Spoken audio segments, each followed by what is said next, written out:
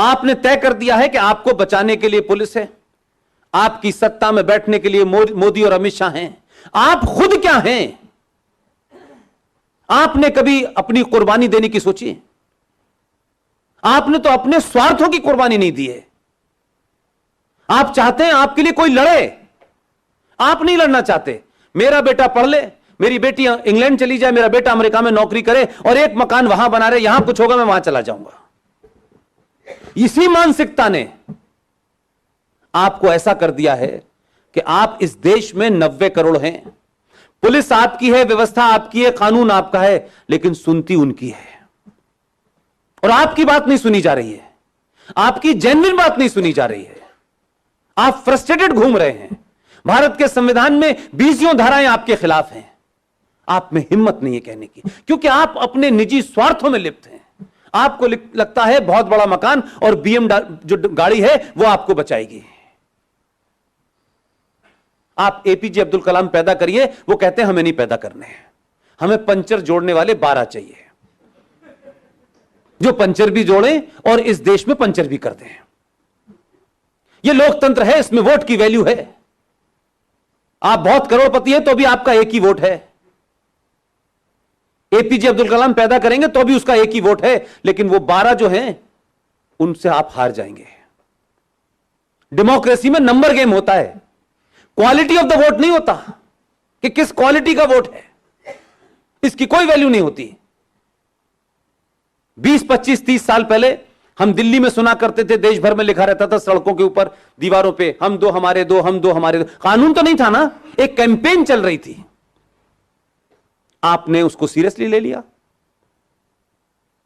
अब आपकी संकट क्या है कि आप जो काम आपको करना था वो तो किया नहीं, अब जो दूसरे कर रहे हैं उनकी आप रोक नहीं पा रहे।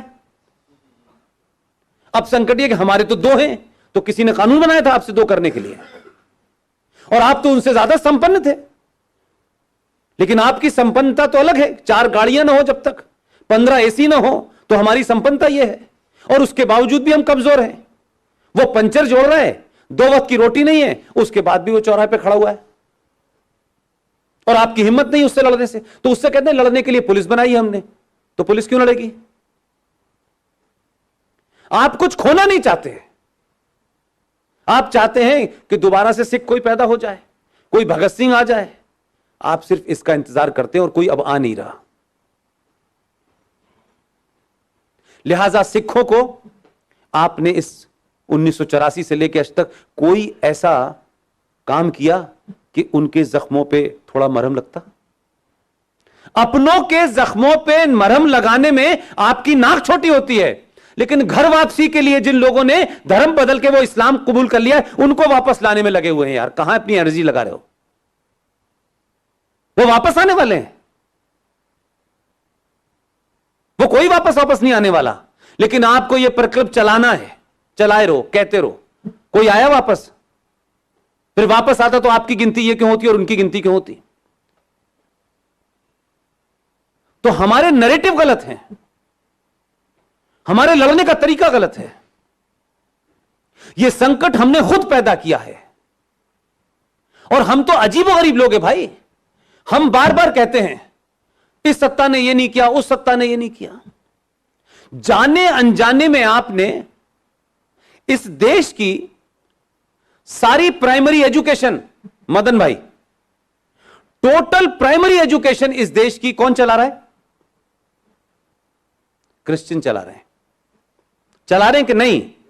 सच बोलिए कि आपके घर में जब बच्चा पैदा होता है तो कुछ इतने पढ़े लिखे संपन्न लोग हैं कि वो सेंट स्टीफन में 5 साल के बाद पहले ही जाके रजिस्ट्रेशन करा देते हैं।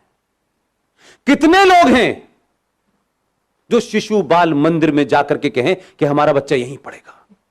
सच बोलिए ना, क्योंकि आपको अपने बच्चे को मल्टीनेशनल कंपनी का सीईओ बनाना है। तो इस देश के लिए गरीब का बच्चा लड़ेगा क्या? मरने के लिए कितने लोग तैयार हैं इस देश के लिए? तो आपका बच्चा तो क्रिश्चियन स्कूल में पढ़ेगा, वहां तो जैक एंजिल सीखेगा, वहां सुबह की प्रेयर में यीशु को याद करेगा, और उसका संकट आपने बढ़ा दिया है। फादर फादर माने पिता। तो घर वाले फादर को फादर माने या उसको फादर माने? वो कंफ्यूज है और बता नहीं रहे कि ये वाला फादर कैसा है, वो वाला फादर कैसा है।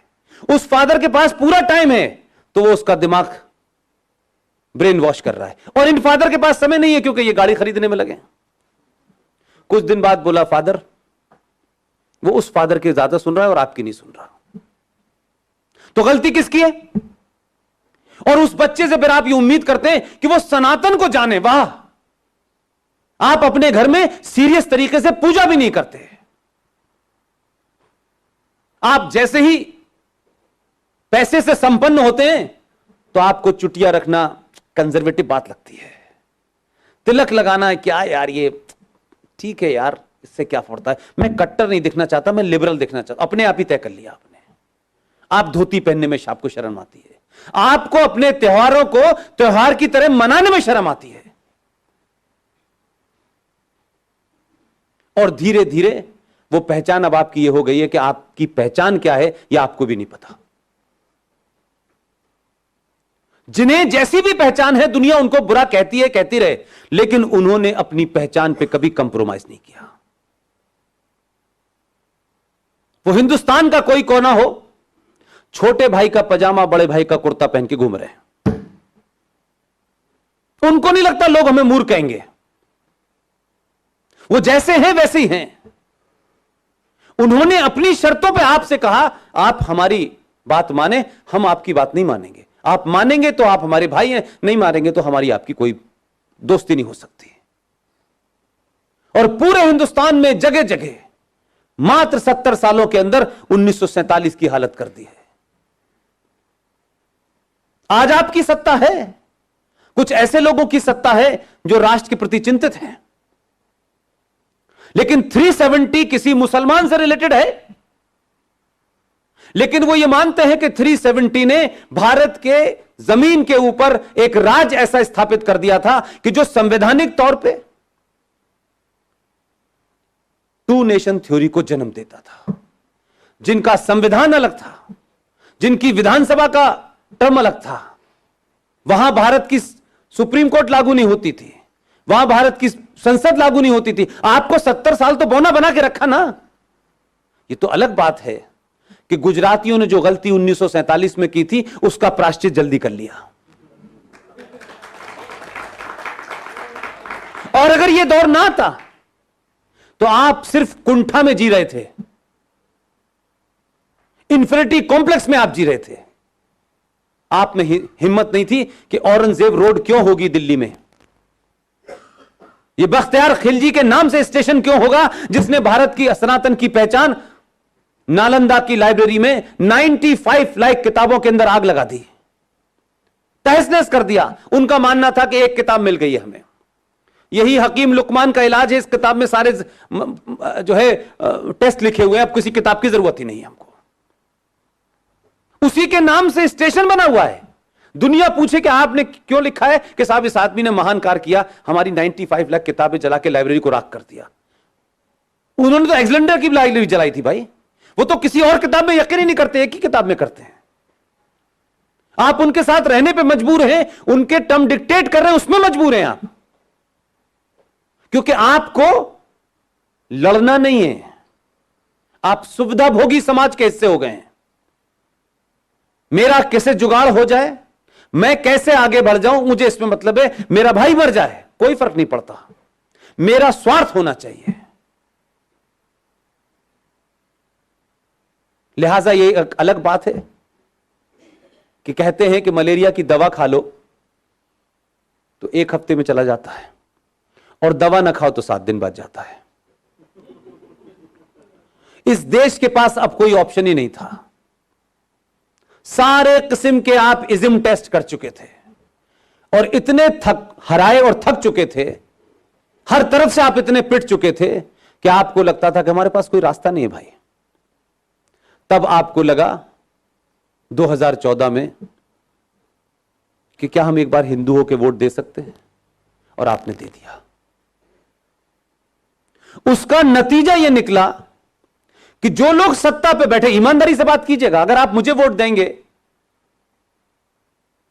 तो मैं वही करूंगा जिन लोगों का वोट लेके आए, क्योंकि मुझे मालूम है मेरे वोट देने वाले ताकतवर हैं, अगली बार मुझे हटा देंगे, क्योंकि जिस पर्पज से उन्होंने मुझे भेजा था वो काम मैंने नहीं किया।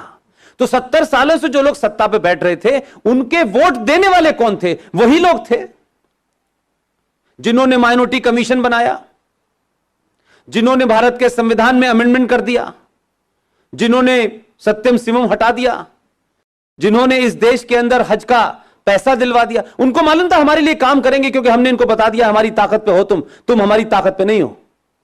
लेकिन आपने पहली बार जिन लोगों को वोट दिया, उन्हें सड़क बनाने के लिए नहीं दिया था वोट। यह एहसास कराया, और उसके बाद 2019 में जब आपने दोबारा एहसास करा के 282 से 303 लाए, तो उनको समझ में आ गया कि यह समाज जागृत हो गया है, इसने मुझे वोट इसलिए नहीं दिया है कि रोज रनवे बन रहे हैं, रोज हवाई जहाज चल। भाई साहब, हवाई जहाज और हवाई चप्पल हम पहले भी पहने हुए थे, हमें कोई फर्क नहीं पड़ने वाला था। सड़कों में गड्ढे होने के बाद भी घर टाइम पे ही पहुंचते थे हम। लेकिन इस बार इसका एहसास कराया कि हमने राष्ट्र बनाने के लिए तुम्हें वोट दिया है। देश में और राष्ट्र में फर्क होता है, स्टेट में और नेशन में फर्क होता है। मैंने अभी कल परसों भी कहा कि 70 साल का इतिहास देखें तो हमें ऐसा लगता है Indian state was working against the interest of Indian nation. यह पहली बार मुझे लग रहा है, इसलिए मैं फिर कह रहा हूं, बहुत सारी गलतियां, बहुत सारी शिकायतें, बहुत सारे एजेंडे होंगे, देश की अर्थव्यवस्था बहुत खराब है, होगी। अर्थव्यवस्था तो पहले भी खराब थी, कौन सी नई बात हो गई? इस वक्त अर्थव्यवस्था सही करने का समय है कि राष्ट्र बचाने का समय है। और सरकारें और समाज के बीच में जो कोऑर्डिनेशन होना चाहिए, वो मैं 70 साल में 25 साल की पत्रकारिता के बाद, राजनीति को पास से समझने के बाद, मुझे पहली बार ऐसा महसूस होता है कि सत्ता को यह पता है कि समाज क्या चाहता है, और समाज इस सत्ता को उस मुद्दे से, उस लाइन से, उस डगर से हटने देना नहीं चाहती। इसलिए ये बहुत तेजी से जो काम हो रहे हैं, वो इसलिए हो रहे हैं कि ये ऐसे मुद्दे हैं जिस पे बहुत सारे, जो पिछले 500, 600, 700 सालों के बाद जिन्होंने अपनी एक इनविजिबल सत्ता बनाई थी, उसको जब आप डिमोलिश करेंगे तो जगह जगह से, कहीं से आमिर खान चिल्लाएगा, कहीं से नसरुद्दीन खान चिल्लाएंगे, कहीं से कन्हैया, कहीं से उमर, कोई जेएनयू में होगा, कोई जादवपुर में होगा, ये सब चिल्लाएंगे। ये ऐसा नहीं था कि कहते हैं कि आपका आदमी काम करेगा तो ये चुप बैठेंगे। मुझे तो खुशी इस बात की है कि उन्होंने अपनी जगह बता दी है कि हम कहां कहां हैं, हम यहां यहां हैं, उन्होंने बता दिया है, वहीं वहीं कैमरे लगे हुए हैं। अब झूठ नहीं बोल सकते आप। अब सरकार भी अगर यह कहे कि नहीं, ये दंगा इन्होंने नहीं कहा, तो सरकार क्या झूठ बोलेगी? पूरे देश में तो वो दंगे हो गए। आपका दबाव है कि सरकार को एक्ट करना पड़ रहा है। मैं चाहता हूं कि 70 साल तक जिस तरीके से देश की राजनीति चली कि कुछ लोगों ने अपनी पोजीशनिंग करके जायज नाजायज काम करवाए सत्ता से, हमने तो इनसे सिर्फ जायज काम करने के लिए कहा है।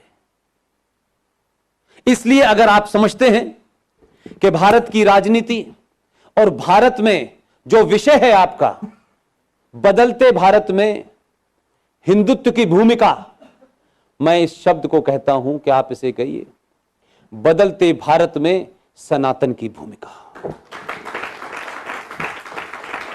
सनातन क्या है, इसे चिल्ला चिल्ला के लोगों को बताइए, अपने लोगों को भी बताइए, और जो दूसरे हैं जो देर में सुनते हैं, क्योंकि 5 वक्त चिल्लाते हैं तो इसलिए कम सुनाई देता है,